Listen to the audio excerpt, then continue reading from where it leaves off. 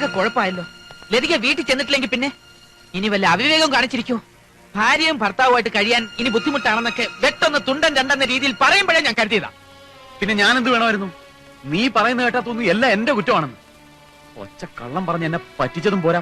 ഇനി വല്ലവരും തട്ടിക്കൊണ്ട് പോയതാണോ, വഴിതെറ്റി പോയതാണോ? ഈ സിറ്റി ഒന്നും അത്ര വലിയ പരിചയമില്ലാത്തതാ. പാവം, ഇനി അഥവാ വല്ല കടുങ്കയും ചെയ്ത് പോയിട്ടുണ്ടെങ്കിൽ നീ കമ്പേഴി എന്നെ അകത്ത് കിടന്നു തന്നെ ഓർമ്മിച്ചോ.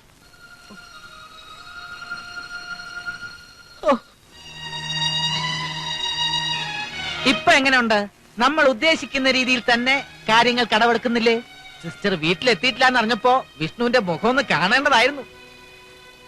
വെറുപ്പും ദേഷ്യവും ഒക്കെ മാറി വേണ്ടപ്പെട്ടവരെ മിസ് ചെയ്യുമ്പോൾ ഒരു നഷ്ടബോധം. അതിന്റെ അർത്ഥം എന്താ? അവന് സിസ്റ്ററിനോട് സ്നേഹമുണ്ടെന്ന്. ഈ ടെൻഷൻ നമ്മൾ കൂട്ടി കൂട്ടി പീക്കിൽ എത്തിച്ചിട്ട് എല്ലാം തുറന്നു പറയുന്നു. അതുവരെയൊക്കെ കാര്യങ്ങൾ എത്തിക്കണോ? ഇപ്പൊ തന്നെ എല്ലാം പറയുന്നല്ലേ നല്ലത്. പാടില്ല. ഈ മദ്യപാനികളെ ഒറ്റയടിക്ക് മദ്യപാനം നിർത്താൻ ഡോക്ടേഴ്സ് സമ്മതിക്കാറില്ല.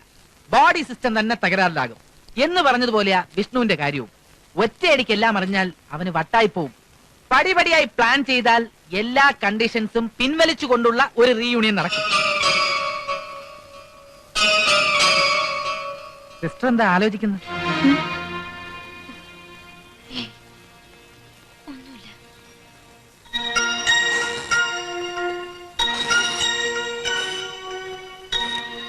സാർ,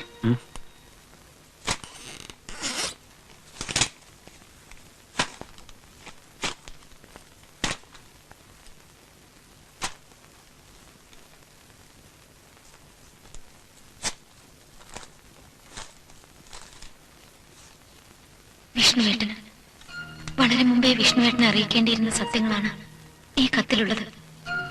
പലവട്ടം പറയാൻ ഒരുങ്ങിയതാണ്, പക്ഷേ സാഹചര്യങ്ങൾ എന്നെ അനുവദിച്ചില്ല. മുജ്ജന്മ പുണ്യം പോലെ ലഭിച്ച ഈ ജീവിതം അതെനിക്ക് തന്ന വിഷ്ണുവേട്ടനെ ഞാൻ ചതിക്കുകയായിരുന്നു.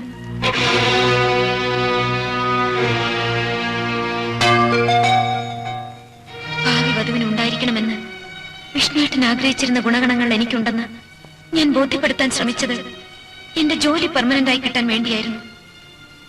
ഇന്ദുവും കൃഷ്ണൻകുട്ടിയും അങ്ങനെയായിരുന്നു എന്നെ ധരിപ്പിച്ചത്. അവരുടെ മനസ്സിലെ കണക്കുകൂട്ടലുകൾ വേറെയായിരുന്നു എന്നത് നമ്മുടെ വിവാഹരാത്രിയിലാണ് ഞാൻ അറിയുന്നത്. സങ്കല്പത്തിലെ എല്ലാ ഗുണഗണങ്ങളും ഒത്തുചേർന്ന പെൺകുട്ടിയും കാത്തിരിക്കുന്ന വിഷ്ണുവേട്ടന്റെ മുമ്പിലേക്ക് വരാൻ തന്നെ എനിക്ക് പേടിയായിരുന്നു.